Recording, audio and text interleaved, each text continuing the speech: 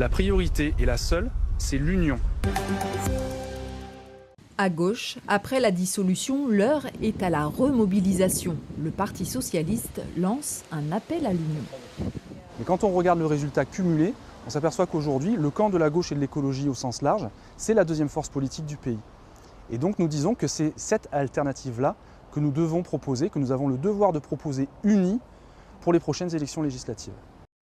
Quelle est la probabilité pour qu'il y ait 100% de députés Rassemblement National dans le Var le 7 juillet prochain?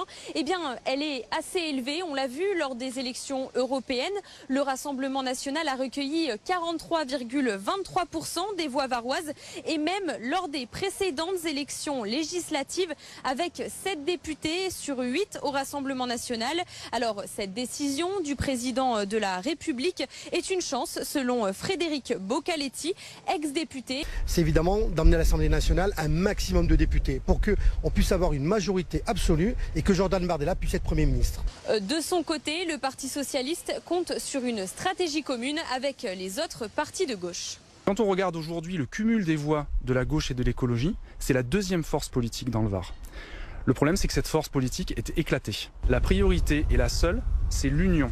Les listes pour les élections législatives ne sont pas encore communiquées. Rendez-vous aux urnes le 30 juin prochain pour le premier tour et le 7 juillet pour le second tour.